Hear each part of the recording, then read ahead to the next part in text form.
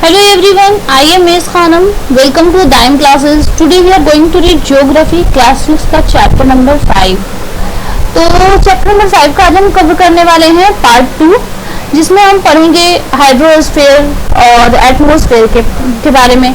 इससे पहले हम लोगों ने पढ़ा था, मतलब पार्ट 1 में हम लोग पढ़े थे हाइड्रोस्फीयर लिथोस्फीयर के बारे में, है ना. तो जिसमें हम लोग क्या पढ़े थे, जिसमें हम लोग पढ़े थे लिथोस्फीयर में मतलब अर्थ का डिवीजन पढ़े थे. ठीक है, कुछ 7 कॉन्टिनेंट्स जिसमें हम लोग पढ़े थे और ओशियंस के बारे में. ठीक है, कुछ माउंटेन्स के बारे में. तो इस चैप्टर में हम कवर करने वाले हैं हाइड्रोस्फीयर और एटमॉस्फेयर. ठीक है, और हाइड्रोस्फीयर का इंपॉर्टेंस जानेंगे. इसमें क्या पाया जाता है, वाटर कितनी परसेंट होती है, मतलब फ्रेश वाटर कितने परसेंट होते हैं और सॉल्टी वाटर कितने परसेंट होते हैं. ठीक है, और एटमॉस्फेयर में हम ये जानेंगे कि एटमॉस्फेयर में मतलब गैसेज जो होती हैं वो मतलब which type of gases are there. तो ये सारी चीजें हम देखेंगे इस पार्ट 2 में. ठीक है, तो चलिए शुरू करते हैं इस लेक्चर को.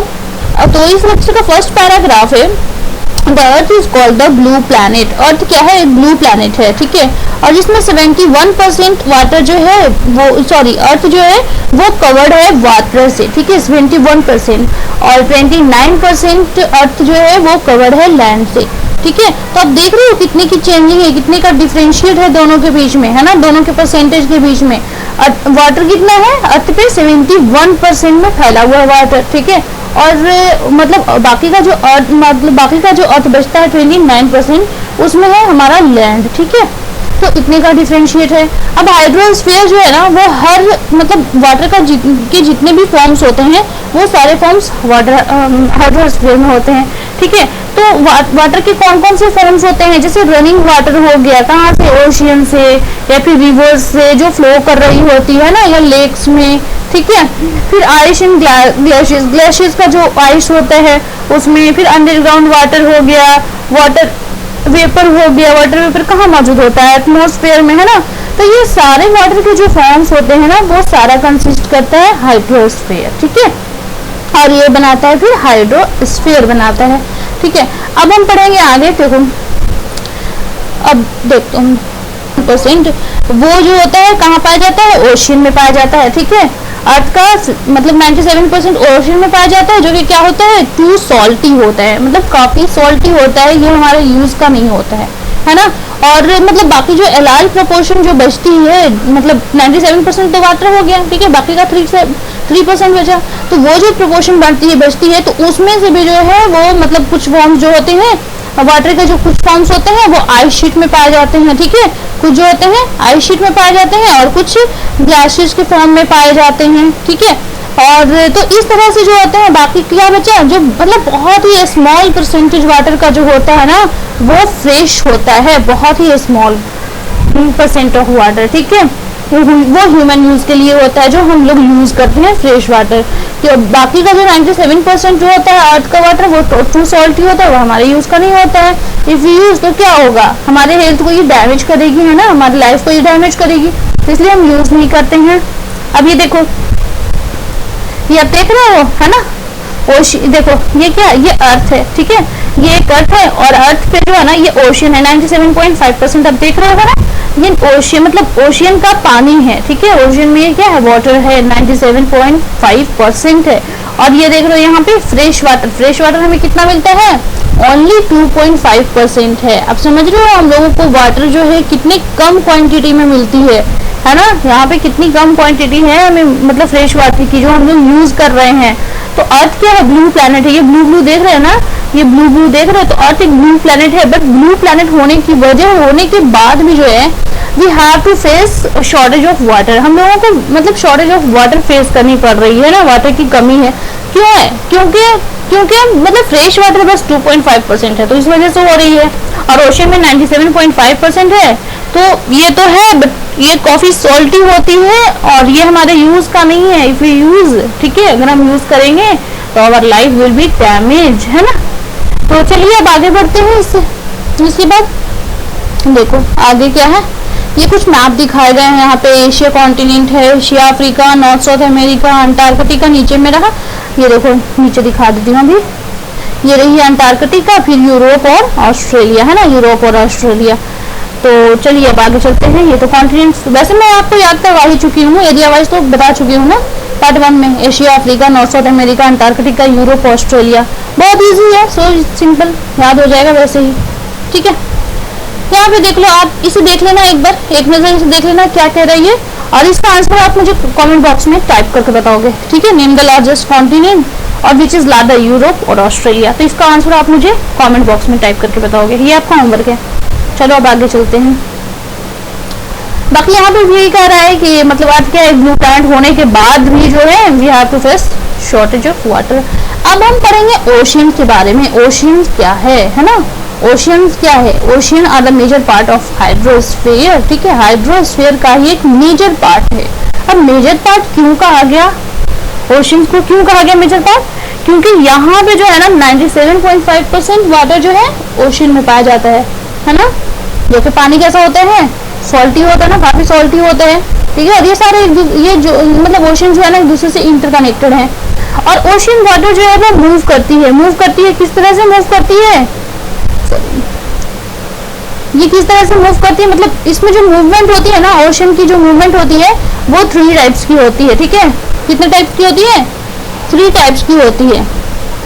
ठीक है, वो क्या क्या कहलाती है? एक हो गई the waves,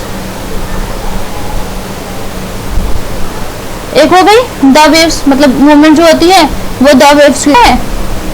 the waves, the tides और द ओशियन करेंट्स। ठीक है, अब देखो ये मतलब मेजर ओशियन जो है ना, कुछ 5 मेजर ओशियंस है यहाँ पे। ठीक है, अब कौन कौन से वो ओशियन है, 5 मेजर ओशियन जो है वो कौन कौन से मेजर है ओशियन है? वो पैसिफिक ओशियन हो गया। ठीक है, फिर हो गया द अटलांटिक ओशियन, है ना, और फिर क्या हो गई the Antarctic ocean, sorry the Atlantic ocean, the Indian ocean और द सदर्न ओशियन और क्या हो गया, और आर्कटिक ओशियन हो गया, है ना।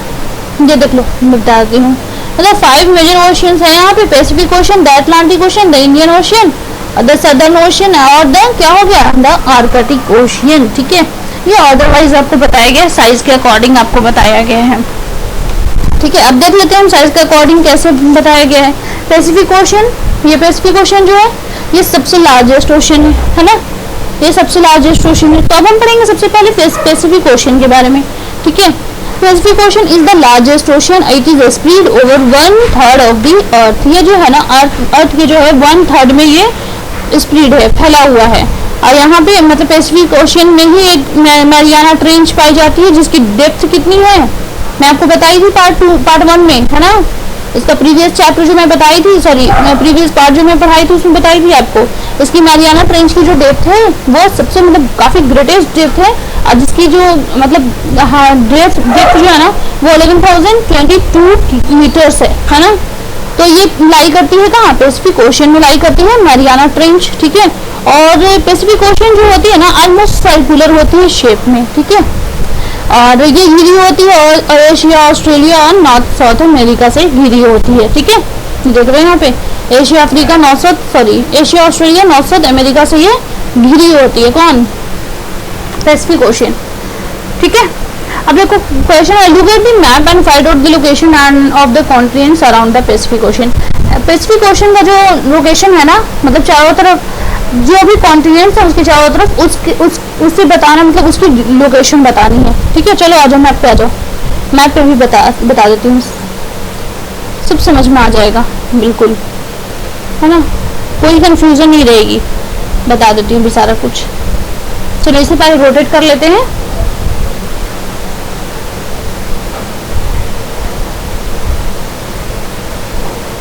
ये रही, ठीक है,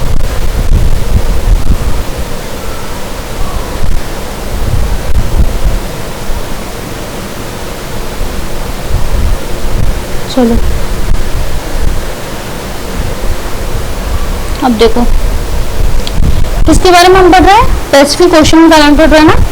ये देख रहे हो इस तरफ वाला एरिया, ये जो भी इस तरफ वाला एरिया है ये हो गई पैसिफिक ओशन, है ना। ये भी देख रहे हो पैसिफिक ओशन है। ठीक है, तो ये जो पैसिफिक ओशन है तो क्या ये 2 जगह पे है पैसिफिक ओशन? इधर भी है इधर भी है, 2 जगह पे है? नहीं, ये 2 जगह पे नहीं है। देखो हमारी ग्लोब है ना, ग्लोब गोल होती है, ग्लोब को बीच से ऐसे कट कर दिया। ठीक है, ग्लोब को बीच से कट कर दिया, ठीक है, तो ये फैल गई, मतलब इस तरफ से फिर ये फैल जाती है, ठीक है। तो फैलने के बाद खुलने के बाद जो है ना फिर हमें इस तरह से दिखती है, मतलब पैसिफिक ओशन इस तरफ भी है, मतलब ग्रीटिंग है 2 जगह पे 2 टाइम्स पे, तो और पैसिफिक ओशन इस तरफ भी है। तो देखो इसके इस तरफ में मतलब चारों तरफ किससे घिरा हुआ है, देखो इस साइड में जो है मतलब इसके वेस्ट में अगर हम देखेंगे तो एशिया और ऑस्ट्रेलिया है ना, पैसिफिक ओशन के वेस्ट में। और अगर हम इस तरफ देखेंगे मतलब ईस्ट में देखेंगे, ये यहाँ पे पैसिफिक ओशन है, देखो डायरेक्शन देख लो, मैं आपको भी बता देती हूँ। यहाँ पे नॉर्थ हो गया, ये नीचे रहा साउथ, है ना, ऊपर में हो गया क्या नॉर्थ हो गया, यहाँ पे साउथ, और यहाँ पे देखो इस तरफ से हो जाएगा ईस्ट और इस तरफ हो जाएगा ना वेस्ट। तो देखो ईस्ट में क्या पड़ गया, नॉर्थ साउथ अमेरिका, और वेस्ट में क्या हो गया, एशिया ऑस्ट्रेलिया, ये इसकी डायरेक्शन है।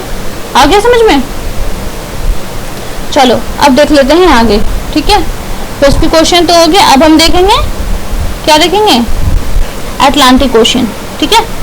चलो ये रही अटलांटिक ओशन। तो अटलांटिक ओशन जो है ये कैसी होती है, इसकी शेप कैसी होती है, ये सारी चीजें हम यहाँ पे कवर करेंगे। इसकी शेप जो होती है अटलांटिक ओशन, वो इसकी शेप जो होती है एस शेपेड होती है, ठीक है। और ये सेकेंड लार्ज कॉन्टिनेंट है ना, देखो एस शेपेड यहाँ पे दिख रहा है ना, इस तरह से ये एस शेपेड है, और ये सेकेंड लार्जेस्ट ओशन है। और ये जो है ना मतलब वेस्ट से जो है ना ये घिरी होती है किससे, नॉर्थ साउथ अमेरिका से, ठीक है। वेस्ट साइड में इसके नॉर्थ साउथ अमेरिका होती है, और इस साइड में होती है इसके यूरोप और अफ्रीका, ठीक है, यूरोप और अफ्रीका। अभी सब आपको मैं मैप पे क्लियर कर दूंगी, सारा क्लियर हो जाएगा, यहाँ पे कोई कंफ्यूजन नहीं रहेगी, ठीक है। देखो the coastline of Atlantic ocean is highly indented. अब जो कोस्टलाइन अटलांटिक ओशन की जो कोस्टलाइन है ना वो इंडेंटेड है, ये देख रहे हो आप, जिगजैग जैसा बना हुआ, ठीक है, मतलब बिल्कुल प्लेन नहीं है, ये इंडेंटेड है, जिगजैग की जैसा बना हुआ है, ठीक है। और ये जो है ना मतलब इंडेंटेड कोस्टलाइन जो है वो क्या करती है, provide ideal location for natural harbours and ports, मतलब यहाँ पे बंदरगाह हैं, हार्बर्स हैं, शिप चलाई जाती है यहाँ पे, ठीक है। तो ये मतलब यहाँ पे इसकी लोकेशन है। और अगर हम कॉमर्स के पॉइंट ऑफ व्यू से देखेंगे ना, मतलब बिजनेस के पॉइंट ऑफ व्यू से, तो ये जो है ना अटलांटिक ओशन ये काफी बिजिएस्ट ओशन है, ठीक है। क्यों, क्योंकि यहाँ पे कई सारे पोर्ट्स हैं, कई सारे हार्बर्स हैं, नेचुरल हार्बर्स हैं, है ना। चलो आ जाओ, अटलांटिक ओशन को मैं मैप पे दिखा देती हूँ, ठीक है। ये रही, ये दिख रही है अटलांटिक ओशन, दिख रही है ना यहाँ पे, है ना, ये अटलांटिक ओशन। चलो एक सेकेंड, तो देखो अटलांटिक ओशन ये रही। अब देखो ये यहाँ से आपको इस शेप दिख रही है, यहाँ से यहाँ आई है ना, और फिर देखो यहाँ से इस तरफ गई, ठीक है, फिर इस तरफ आई, तो हो गया ना एस शेप है ना, ठीक है। तो कितना इजी है, अब देखो कि भाई इस अटलांटिक के वेस्ट में अगर ये डायरेक्शन है, ठीक है, यहाँ पे नॉर्थ हो गया, ये नीचे साउथ, अटलांटिक का डायरेक्शन देख रहे हैं तो, ठीक है। और ये इधर क्या पड़ गया, वेस्ट हो गया, और इधर ईस्ट हो गया, है ना। तो अटलांटिक ओशन के वेस्ट में क्या पड़ रहा है, north south America. Atlantic ocean के वेस्ट में क्या पड़ रहा है, नॉर्थ साउथ अमेरिका। और फिर यहाँ पे अटलांटिक ओशन के ये यहाँ पे ईस्ट में क्या पड़ रहा है, यूरोप और अफ्रीका। आ रहा है ना समझ में, काफी इजी है, ऐसे ही समझ में आ जाएगा मैप पे देखकर। चलो अब बताते हैं आगे, ये अटलांटिक ओशन हो गया। अब हम पढ़ेंगे इंडियन ओशन। तो इंडियन ओशन के नाम से क्या समझ में आ रहा है, इंडियन मतलब इंडियन ओशन जो है ना वो नाम पे दिया गया, इंडिया के नाम पे दिया गया इंडियन ओशन, ठीक है। और ये थर्ड लार्जेस्ट ओशन है ना, थर्ड लार्जेस्ट ओशन है। और इसकी शेप कैसी होती है, ट्राइएंगुलर होती है, ऑलमोस्ट ट्राइएंगुलर होती है इसकी शेप, ठीक है। ये देखो ऑलमोस्ट ट्राइएंगुलर होती है। और ये जो है ना मतलब नॉर्थ से जो होती है वो एशिया से बाउंडेड होती है, ठीक है। इसके नॉर्थ में क्या होती है, एशिया होती है नॉर्थ में, और वेस्ट में क्या होती है, अफ्रीका होती है, और इसमें इसके ऑस्ट्रेलिया होती है, ठीक है। आ रहा है समझ में, देखो। और क्या the southern ocean in circles the continent of Antarctica. Southern ocean जो है वो अंटार्कटिका को इंसर्किल करती है और एक्सटेंड्स होती है नॉर्थवर्ड में टू 60 डिग्री साउथ लैटिट्यूड, ठीक है। चलो आ जाओ, दिखा देती हूँ मैप पे। इंडियन ओशन को देख लेते हैं, है ना, आखिर हमारे मतलब इंडिया से जुड़ा हुआ है ना, तो इसको पढ़ना बहुत जरूरी है। चलो दिखा आपको कहीं पे इंडियन ओशन, देखो ये रही हमारी इंडियन ओशियन, है ना, ये रही हमारी इंडियन ओशियन। ठीक है, तो ये देखो इंडियन ओशियन, यहाँ पे सदर्न ओशियन है ना। तो देखो ये यहाँ पे सदर्न ओशियन तक ये फैली हुई है ना। और ये जो नॉर्थ वर्ड में कहाँ तक फैली होती है, ये इसके नॉर्थ इस तरफ होगा ना नॉर्थ वर्ड, तो नॉर्थ वर्ड में देखो 60 डिग्री तक ये फैली हुई है। यहाँ से बंद हो गई, यहाँ से एशिया हो गई। एशिया क्या है, एशिया कॉन्टिनेंट है ना, यहाँ पे एशिया कॉन्टिनेंट यहाँ से शुरू हो जाती है। ठीक है, यहाँ से एशिया कॉन्टिनेंट शुरू हो गई और यहाँ तक ये फैली होती है 60 डिग्री तक। ठीक है, और इंडियन ओशन यहाँ 60 डिग्री, यहाँ पे देखो 60 डिग्री दिख रहा है ना यहाँ पे। ठीक है, तो ये यहाँ पे फैली होती है नॉर्थवर्ड में। ठीक है, और इसके देखो वेस्ट में क्या है, इंडियन ओशन के वेस्ट में क्या है, अफ्रीका है ना। और इसके नॉर्दर्न साइड में क्या है, नॉर्दर्न साइड में एशिया है। आ रहा समझ में, नॉर्दर्न साइड में एशिया है और वेस्ट साइड में क्या है, वेस्ट साइड में अफ्रीका है और ईस्ट साइड में क्या है, ऑस्ट्रेलिया है। ठीक है, काफी इजी है। चलो अब हो गया the Pacific, the Atlantic, the Indian पढ़ चुके हैं हम लोग। अब हम क्या पढ़ेंगे, द सदर्न ओशन पढ़ेंगे, है ना। तो चलो देखते हैं द सदर्न ओशन क्या है। चलो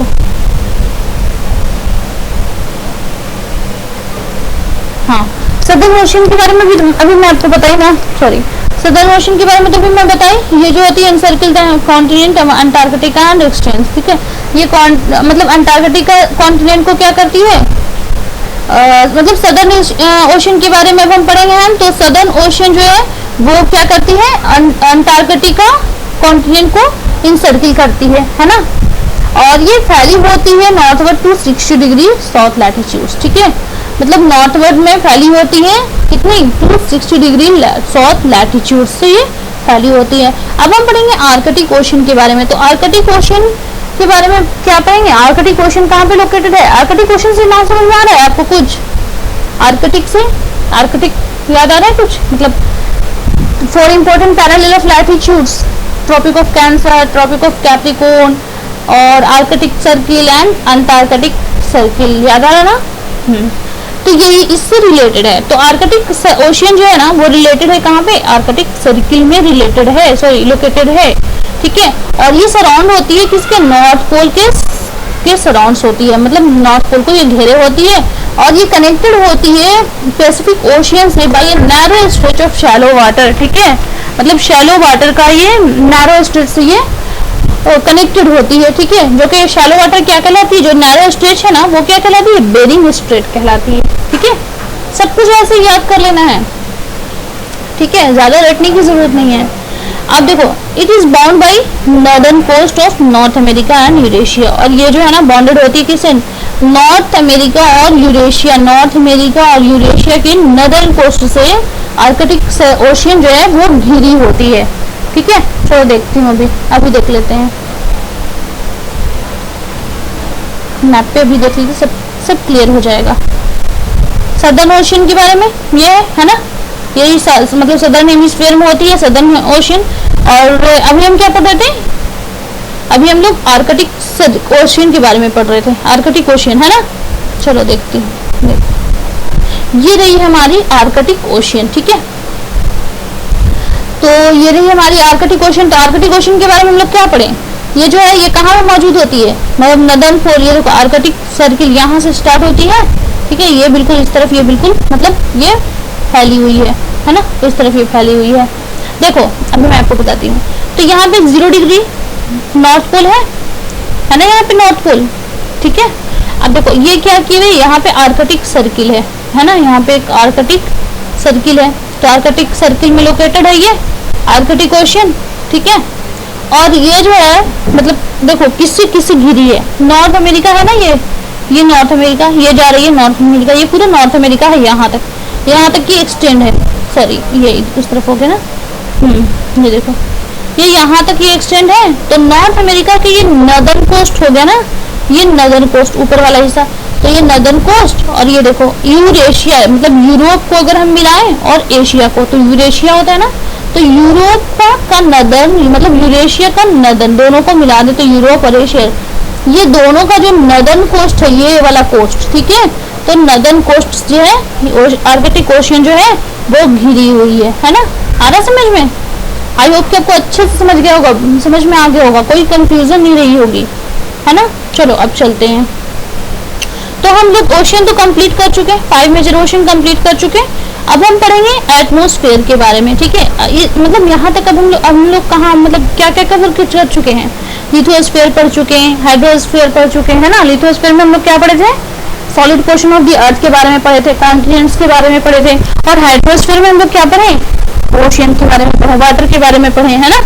तो अब हम पढ़ेंगे एटमॉस्फेयर के बारे में। एटमॉस्फेयर से क्या लग रहा है, एटमॉस्फेयर से, एटमॉस्फेयर मीन्स मतलब गैसेस, ठीक है। The earth is surrounded by a layer of gas, ठीक है। अर्थ जो है ना वो मतलब गैस के लेयर से सराउंड होती है, ठीक है। गैस के लेयर से सराउंडेड होती है, ठीक है। और वो गैसेस क्या कहलाती है, जो सराउंड होती है वो क्या कहलाती है, एटमॉस्फेयर कहलाती है, ठीक है। और जो है अर्थ सराउंडेड होती है मतलब गैस के लेयर से, और वो क्या कहलाती है, एटमॉस्फेयर कहलाती है। और this thin blanket of air is an integral and important aspect of the planet, ठीक है। ये प्लैनेट के लिए काफी इंपॉर्टेंट होते हैं। और ये हमें क्या प्रोवाइड करवाती है, एयर प्रोवाइड कराती है ना। एटमॉस्फेयर हमें एयर प्रोवाइड करवाती है, किस लिए, ब्रेथ लेने के लिए, है ना, सांस लेने के लिए, तभी तो हम जिंदा हैं, ठीक है।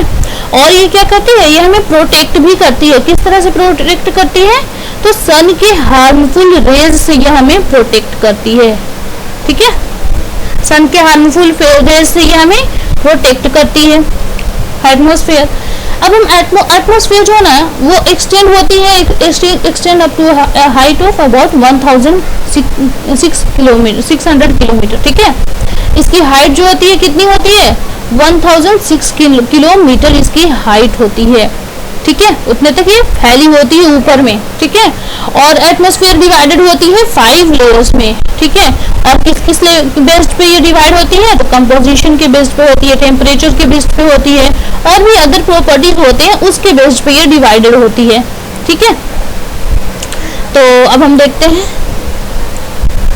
तो अब देखो, आप देख रहे हो, एक सेकंड अभी मैं आपको बताती हूँ। मतलब एटमॉस्फेयर 5 लेयर्स में डिवाइडेड होती है ना। तो 5 लेयर्स कौन कौन से हैं, ये रही ट्रोपोस्फेयर, ठीक है। ये नीचे वाला लोअर हो गया, ये स्ट्रेटोस्फेयर सेकंड हो गया, और फिर ये हो गया मेसोस्फेयर, है ना। और ये थर्मोस्फेयर, और फिर ये क्या हो गया, एक्सोस्फेयर, हो गया 5 लेयर्स। ये एटमॉस्फेयर डिवाइडेड है, ठीक है। Troposphere, stratosphere, mesosphere, thermosphere and exosphere. और एटमॉस्फेयर की हाइट कितनी है, एटमॉस्फेयर की हाइट कितनी है, 1600 किलोमीटर, है ना। ये एटमॉस्फेयर की हाइट है, ठीक है। चलो अब आगे चलते हैं। देखो अब और आगे क्या है, चलो अब 1 मिनट अभी बताती हूँ मैं आपको। और हाँ, मतलब क्वेश्चन इस तरह से भी आ सकते हैं कि ट्रोपोस्फेयर और मेसोस्फेयर के बीच में कौन सा लेयर है, ठीक है। ट्रोपोस्फेयर और मेसोस्फेयर के बीच कौन सा लेयर पड़ता है, तो स्ट्रेटोस्फेयर आता है। फिर हो जाएगा क्वेश्चन इस तरह से भी आ सकता है कि स्ट्रेटोस्फेयर और थर्मोस्फेयर के बीच कौन सा लेयर है, तो मेसोस्फेयर। तो यूपीएससी के एग्जाम्स में जो है ना इस तरह के क्वेश्चंस आ जाते हैं, ठीक है। और भी किसी भी कॉम्पिटिटिव एग्जाम्स के लिए ये जो मतलब ये जो लेक्चर है काफी इंपॉर्टेंट है। चलो अब आगे देखते हैं क्या है। तो ये चीज हम लोगों ने पढ़ी, मतलब ट्रोपोस्फेयर क्या है, सबसे लोअर वाले हिस्से को, लोअर पार्ट को क्या कहते हैं, ट्रोपोस्फेयर, लोअर सरफेस को, ठीक है। तो अब हम पढ़ेंगे एटमॉस्फेयर जो होती है वो कितने, मतलब इसमें क्या क्या होता है, ठीक है। तो ये कंपोज्ड होती है mainly of nitrogen and oxygen से, ठीक है। इसमें क्या क्या पाया जाता है, ऑक्सीजन पाई जाती है, नाइट्रोजन पाई जाती है, और नाइट्रोजन कितनी होती है, ठीक है। ये सारी चीजें हम इसमें कवर करने वाले हैं, ठीक है। और ये क्या करती है, अर्थ को जो है ना, ये अर्थ को 99% अर्थ को मतलब ड्राई रखती है और क्लीन रखती है। अर्थ को मॉइस्चराइजर नहीं होने देती है और बिल्कुल क्लीन रखती है। और नाइट्रोजन इसमें कितना परसेंट पाया जाता है, 78% पाया जाता है, ठीक है। और यहाँ पे देखो 21%, और ऑक्सीजन जो है 21% होता है ना। ऑक्सीजन कितना होता है, 21%। याद रहेगा ना, सब कुछ याद होना चाहिए ऐसे ही, ठीक है। अब देखो और बाकी जो और भी अदर गैसेस होते हैं इसमें, जैसे कार्बन डाइऑक्साइड हो गया, आर्गन हो गया, 10 और भी अदर गैसेस होते हैं, ठीक है। तो क्या मतलब many type of gases are there, but उनकी जो अमाउंट होती है काफी कम होती है। नाइट्रोजन जो है 28% है और ऑक्सीजन जो है 21% है। तो मेजर गैस जो हो गया एटमॉस्फेयर में क्या हो गया 70 नाइट्रोजन हो गई, है ना। अब देखो ऑक्सीजन किस चीज में हमें हेल्प करती है, ऑक्सीजन हमें हेल्प करती है ब्रेथ लेने में, है ना, सांस लेने में, ठीक है। क्योंकि ऑक्सीजन जो है और हाँ मतलब ऑक्सीजन जो हमें सांस लेने में हेल्प करती है, और नाइट्रोजन क्या करती है, ये लिविंग ऑर्गेनिज्म को ग्रो करने में हेल्प करती है, ठीक है। लिविंग ऑर्गेनिज्म को ग्रो करने में हेल्प करती है नाइट्रोजन। और कार्बन डाइऑक्साइड क्या करती है, तो जो मतलब कार्बन डाइऑक्साइड जो है ना वो काफी माइन्यूट होती है, माइन्यूट अमाउंट में पाई जाती है, ठीक है। देख रहे हो ना, माइन्यूट अमाउंट में बिल्कुल पाई जाती है, क्योंकि देखो 78% तो नाइट्रोजन ही हो गया और 21% हमारा ये ऑक्सीजन हो गया, ठीक है। बाकी का 1% जो होती है वो अदर गैसेस होती है, ठीक है। तो ये काफी माइन्यूट अमाउंट में होती है, और बट ये क्या होती है, बट ये काफी इंपॉर्टेंट होती है ना। किस तरह से इंपॉर्टेंट होती है, तो जो अर्थ का जो रेडिएशन निकलता है ना, अर्थ से जो रेडिएशन निकलती है उसे ये मतलब हीट रेडिएशन जो निकलती है उसे ये मतलब कार्बन डाइऑक्साइड जो है एब्जॉर्ब कर लेती है। और ये एब्जॉर्ब क्यों करती है, तो एब्जॉर्ब ये इसलिए करती है कि प्लैनेट को गर्म रख सके, है ना। ये कार्बन डाइऑक्साइड को फिर ये इस वजह से मतलब जब एब्जॉर्ब कर लेती है रेडिएशन को, तो इस वजह से ये प्लैनेट को गर्म रखती है, वार्म रखती है। और प्लैनेट को वार्म होना बहुत ही जरूरी है। क्यों जरूरी है, क्योंकि ग्रोथ ऑफ प्लांट्स, ठीक है ना, it is also essential for growth of plants. ये ग्रोथ ऑफ प्लांट्स के लिए बहुत ही जरूरी है प्लैनेट का गर्म होना, है ना। देखते हो समर वेकेशन में जो प्लांट है ना काफी ग्रो करते हैं, ठीक है। मतलब और भी किसी वेदर के लिए से देखें तो समर वेकेशन में ज्यादा ग्रो करते हैं प्लांट। क्यों, क्योंकि वहां पे उस टाइम पे क्या होती है, अर्थ ज्यादा वार्म होती है ना। देखो the density of atmosphere varies with height, ठीक है। एटमॉस्फेयर की जो डेंसिटी होती है ना वो हाइट से वैरीज करती है, हाइट से अलग अलग होती है। अब देख लो यहीं पे नीचे वाला लेयर क्या है, ट्रोपोस्फेयर, स्ट्रेटोस्फेयर। तो जिस तरह से हम ऊपर जा रहे होते हैं उस तरह से क्या होता है, मतलब ये वैरी करते हैं, इनमें चेंजिंग आती जाती है, ठीक है। चलो, और it is maximum at the sea level and decrease rapidly as we go up. और मतलब जब सी लेवल पे होती है ना तो मैक्सिमम होती है एटमॉस्फेयर, मतलब यहाँ पे गैसेस काफी मात्रा में पाई जाती है। बट जैसे ही हम ऊपर जाते हैं ना, जैसे ही वी गो अप, तो ये क्या होती है, डिक्रीज होती है, इसके अमाउंट में डिक्रीजेज आती जाती है, ठीक है। जैसे आप जानते होंगे कि क्लाइंबर्स जो हैं, क्लाइंबर्स जाते हैं ना, मतलब ऊपर जाते हैं जब, तो वो क्या करते हैं, एक्सपीरियंस क्या होती है, मतलब वो क्या करते हैं कि उन्हें जो है प्रॉब्लम आने लगती है, ठीक है। किस चीज की प्रॉब्लम आने लगती है, ब्रीदिंग की प्रॉब्लम आने लगती है। क्यों ब्रीदिंग की प्रॉब्लम होती है, बिकॉज मतलब क्यों प्रॉब्लम होती है, density of air, due to density of air, ठीक है। Decreases in the density of air, air की डेंसिटी में डिक्रीजेज होना, ठीक है, उनमें कमी आना, ठीक है। तो इसकी वजह से ब्रीदिंग की प्रॉब्लम होती है। हम लोग कैसे रह सकते हैं, बिना एयर के नहीं रह सकते हैं ना, तो इस वजह से प्रॉब्लम होती है।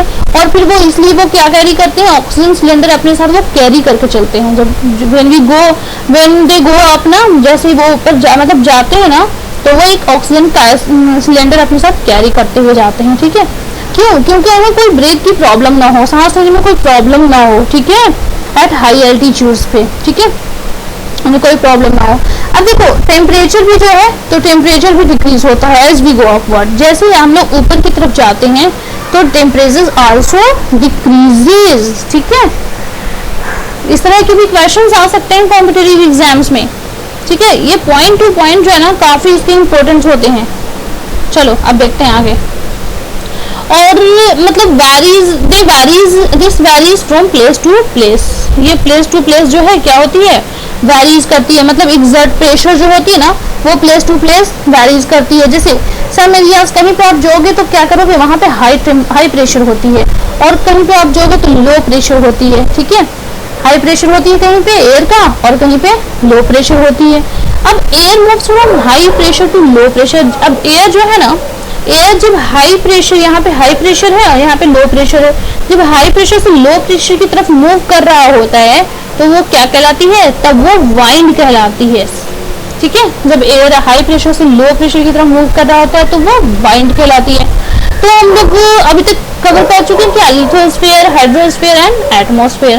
और ये तीनों चीजें जब एक साथ मिल जाती है तो क्या बनाती है, बायोस्फीयर, है ना। ये देखो मैप में, are you looking this map? ये देखो लिथोस्फीयर है ना, solid portion of the earth, ये सॉलिड पोर्शन है। ये देखो हाइड्रोस्फीयर, वाटर वाला एरिया, सॉरी ये देखो वाटर वाला एरिया हाइड्रोस्फीयर है ना, और ये देखो एटमॉस्फेयर, गैस का लेयर। ये तीनों चीजें जब मिल गई तो क्या बनाया? बायोस्फीयर। और देखो बायोस्फीयर में किस तरह के लोग हैं, देखो एनिमल किंगडम भी है, प्लांट किंगडम भी है ना। एनिमल किंगडम मतलब टाइप्स ऑफ स्पेशीज, कई तरह के जानवर होते हैं ना, टाइगर, कुछ एनिमल्स होते हैं। यही भी देख लो, फिगर में देख लो किस तरह के एनिमल्स हैं, अलग अलग एनिमल्स है यहाँ पे। एनिमल है, फिर डियर है, फिर ये देख लो कैमल है यहाँ पे, है ना, फिर ये देख लो यहाँ पे, और ये देख लो यहाँ पे ये लायन है। तो हर तरह के यहाँ पे एनिमल्स हैं। फिर प्लांट भी देख लो, कई तरह के प्लांट्स हैं, ठीक है। तो वैरीज, तो मतलब हर लोग ना एक दूसरे से काफी वैरी करते हैं। अब देखो the biosphere is the narrow zone of contact between the land, water and air, ठीक है। बायोस्फीयर जो है एक नैरो जोन है, ठीक है, एक नैरो जोन है किसके बीच का? लैंड, वाटर और एयर के बीच का। और ये जो है ना, it is in this zone that life, और इसकी वजह से यहाँ पे क्या है? लाइफ है, ठीक है। और ये जो है मतलब इस प्लैनेट को, अर्थ को यूनिक बनाता है। क्यों? क्योंकि लैंड, वाटर और एयर यहाँ पे तीनों चीजें मौजूद है, जिसकी वजह से हम लोग अपनी लाइफ को सरवाइव कर सकते हैं यहाँ पे, है ना। चलो अब आ जाओ नीचे। अब क्या है? Species of organism that very in size from microbes, ठीक है। अब देखो species of organism that very in size from microbes, मतलब ऑर्गेनिज्म के जो है ना काफी स्पीशीज होते हैं और ये वेरी करते हैं साइज में, ठीक है, माइक्रोब से और बैक्टीरिया से, ये अलग अलग वेरी करते हैं, ठीक है। मतलब many type of species are there. और सारे ऑल द लिविंग बींग्स जो होते हैं इंक्लूड ह्यूमन बींग्स को भी अगर हम इंक्लूड करें तो सारे मतलब लिविंग बींग्स जो होते हैं ना वो लिंक्ड होते हैं, ठीक है, इंटरकनेक्टेड होते हैं एक दूसरे से, है ना। और क्यों? क्योंकि उन्हें बायोस्फीयर पे सरवाइव करना है, हम लोगों को बायोस्फीयर पे सरवाइव करना है ना। तो हमें जीना है, तो जीने के लिए हम एक दूसरे से इंटरकनेक्टेड है ना। अब देखो बायोस्फीयर के जो ऑर्गेनिजम्स हैं, ठीक है, वो ब्रॉडली डिवाइडेड हैं, ठीक है। बायोस्फीयर के जितने भी जो ऑर्गेनिज्म है ना, हम क्या है? हम भी एक ऑर्गेनिज्म है ना। एनिमल क्या है? वो भी एक ऑर्गेनिज्म है। प्लांट क्या है? वो भी एक ऑर्गेनिज्म है, ठीक है। तो जितने भी ऑर्गेनिज्म है वो डिवाइडेड है मतलब टू ग्रुप्स में, ठीक है।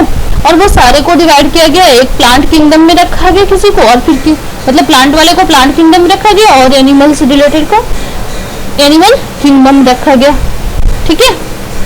ये देखो प्लांट किंगडम क्यों बोला गया? किंगडम मीन्स क्या होता है? Species, type of species. तो प्लांट के भी कई सारे स्पेशीज होते हैं ना स्पेशीज। अब देखो टाइगर ले लो, फिर कैट हो गया, एलिफेंट हो गया, बियर हो गया, तो many types of species are there, ठीक है। सॉरी मैं प्लांट की बात कर रही हूँ ना। देखो प्लांट में क्या है प्लांट में मतलब थॉर्नी प्लांट होता है, बशेस प्लांट होता है ना। तो और भी मतलब कुछ स्मॉल वन प्लांट होते हैं, कुछ बिग वन होते हैं। तो many type of species are there, ठीक है। प्लांट के कई सारे स्पेशीज होते हैं। तो वो मतलब स्पेशीज जो होता है ना वो किंगडम होते हैं। और एनिमल किंगडम में अगर हम देख लें तो एनिमल के भी कई सारे स्पेशीज होते हैं, like deer, tiger, elephant, cat, many type of species are there. तो ये जो तो किंगडम में क्या होता है? स्पेशीज, ठीक है। तो ये मतलब दोनों को ना मतलब ऑर्गेनिज्म को अलग अलग स्पेशीज में, अलग अलग किंगडम में डिवाइड किया। तो अब हम देखेंगे और ये जो है ना मतलब एक दूसरे पे इंटरडिपेंडेंट होते हैं, ठीक है, किसी न किसी वे में। और देखो एक सेकेंड, अब देखो the three domains of the earth interact with each other. और अर्थ के जो 3 डोमेन्स हैं वो एक दूसरे से इंटरकनेक्टेड हैं, ठीक है, और वो एक दूसरे से इंटरैक्ट है मतलब किसी न किसी वे में। फॉर एग्जाम्पल ले लेते हैं कटिंग ऑफ फॉरेस्ट और for fulfilling our needs for food, ठीक है। मतलब फॉरेस्ट को क्यों क्या कर रहे हैं हम लोग? कटिंग कर रहे हैं। क्यों कर रहे हैं? हमारे नीड्स को फुलफिल करने के लिए, ठीक है ना। और क्या कर रहे हैं हम लोग? लैंड को क्लियर कर रहे हैं फॉर एग्रीकल्चर, ठीक है। और may lead to fast removal of soil from slopes. तो ये फिर क्या कर सकता है? ये जो है ना मतलब जो हम लोग फॉरेस्ट को क्लियर कर रहे हैं लैंड को क्लियर कर रहे हैं एग्रीकल्चर के लिए और हम अपने नीड्स को फुलफिल करने के लिए, तो ये क्या कर सकता है, ये सॉइल को जो है ना वो रिमूव कर सकता है स्लोप से, ठीक है। और इस वजह से फिर क्या होता है, अर्थ सरफेस में भी change due to natural calamities like earthquakes, ठीक है। तो इस वजह से फिर क्या होता है, अर्थ का सरफेस जो है वो चेंज हो सकता है नेचुरल क्लैमिटीज की वजह से, ठीक है, जैसे अर्थक्वेक्स आता है, ठीक है। तो ये हमारे ही मतलब हमारी वजह से ही ये इस तरह की चीजें होती है, क्योंकि हम लोग क्या कर रहे हैं, हम लोग इन्वायरमेंट को हम लोग मतलब वहाँ पे क्या कर रहे हैं, हम लोग इसे मतलब पॉल्यूट कर रहे हैं या फिर इसे बर्बाद करने की कोशिश कर रहे हैं, ठीक है। हम लोग ज्यादातर इसका यूज कर रहे हैं। अब देख लो, for example there could be submergence of land, ठीक है। अब मतलब एग्जाम्पल के तौर पे लो, लैंड क्या हो सकता है, लैंड सबमर्ज हो सकता है ना। जैसे मतलब सुनामी में क्या हुआ था, सुनामी जो 2004 में आया था, तो उसमें भी क्या हुआ था, उसमें भी यही हुआ था ना, मतलब लैंड क्या सबमर्ज हो गया था। जैसे पार्ट्स ऑफ अंडमान और निकोबार आइलैंड क्या हुए थे, वाटर में सबमर्ज हो गए थे, है ना। अब discharge of waste material into lakes and rivers make the water unsuitable for human use. अब देखो, मतलब हम लोग क्या करते हैं, वेस्ट मटेरियल को अगर हम डिस्चार्ज करते हैं लेक्स में, रिवर्स में, तो उससे क्या होता है, वाटर पॉल्यूटेड होता है, वाटर अनसुटेबल हो जाता है ह्यूमन यूज के लिए, फिर वो हमारे यूज के लिए नहीं रह जाता है ना। और अगर तब भी हम यूज करेंगे तो क्या हो सकता है हमें, फिर हमारी लाइफ जो है डैमेज हो सकती है ना, हमारी हेल्थ के लिए ये काफी डैमेज हो सकती है। तो इसलिए हमें मतलब इस तरह से वेस्ट मटेरियल को डिस्चार्ज नहीं करना चाहिए लेक्स में या रिवर्स में, ठीक है। अब देखो, एमिशन फ्रॉम इंडस्ट्रीज से जो एमिशन निकलती है और thermal power plants and vehicles, तो ये सारे क्या करते हैं, ये सारे एयर को पॉल्यूट कर देते हैं ना, जो धुआं वगैरह निकलती है, स्मोक्स वगैरह इंडस्ट्री से, तो क्या होता है, तो ये एयर को पॉल्यूट कर देते हैं। अब देखो, कार्बन डाइऑक्साइड जो है वो मतलब एयर का एक मेन इंपॉर्टेंट कॉन्स्टिट्यूट है, बट देखो मतलब अगर जितनी कार्बन डाइऑक्साइड इंक्रीज होगी, जितनी अमाउंट में कार्बन डाइऑक्साइड इंक्रीज होगी, रिलीज होगी जितनी अमाउंट में, वो क्या करेगा, फिर ग्लोबल टेम्परेचर को भी इंक्रीज कर देता है, ठीक है, ग्लोबल टेम्परेचर को भी इंक्रीज कर देता है। और फिर मतलब जब ग्लोबल टेम्परेचर इंक्रीज हो जाता है ना, तो ये टर्म लेता है ग्लोबल वार्मिंग का, ठीक है। तो इसलिए हमें मतलब कम से कम कार्बन डाइऑक्साइड को रिलीज करना चाहिए। अब देखो, thus a need to limit the use of resources, इसलिए रिसोर्सेज का यूज जो है ना वो हमें लिमिटेड करनी चाहिए, है ना।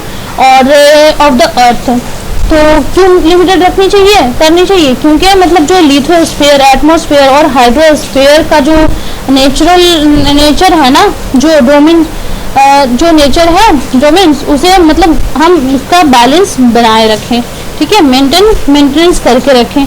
इसलिए हमें रिसोर्सेज का यूज कम से कम करना चाहिए, ठीक है। यानी बायोस्फीयर को हम बिल्कुल मतलब बायोस्फीयर का जो नेचर तो उसका हम बिल्कुल बैलेंस बनाए रखें। तो यही सारा कुछ पढ़ना था इस चैप्टर में। चैप्टर तो हमारा कवर हो गया है और नीचे ये रहा कुछ क्वेश्चन आंसर, इसके आपको नोट्स बनाने हैं, ठीक है। और देख लेते हैं आगे, ये रहा कुछ टिक द करेक्ट आंसर। इसका भी आपका इससे भी मतलब इसका आंसर भी आपको कमेंट बॉक्स में टाइप करके देना है। और फिर और नीचे ये रहा फिल इन द ब्लैंक्स, तो फिल इन द ब्लैंक्स इसका भी आंसर आप कमेंट बॉक्स में टाइप कर दोगे, ठीक है। अब ये चैप्टर हमारा कंप्लीट हो गया। मिलते हैं फिर नेक्स्ट वीडियो में नेक्स्ट चैप्टर के साथ। तब तक के लिए बाय बाय, टेक केयर।